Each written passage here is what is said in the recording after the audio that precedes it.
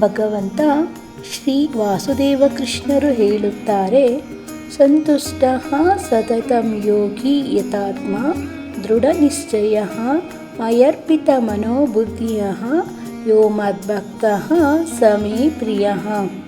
ಅರ್ಥಾತ್ ಸದಾ ಸಂತುಷ್ಟನು, ಯೋಗಿಯು, ಆತ್ಮ ಸಂಯಮಿಯು, ದೃಢ ನಿಶ್ಚಯವುಳ್ಳವನು ಮತ್ತು ತನ್ನ ಮನಸ್ಸು ಬುದ್ಧಿಗಳನ್ನು ನನಗೆ ಅರ್ಪಿಸಿಕೊಂಡಿರುವವನು ಆಗಿರುವನೋ ಅಂತಹ ಭಕ್ತನು ನನಗೆ ಪ್ರಿಯನು. ಕೃಷ್ಣಾರ್ಪಣಮಸ್ತು.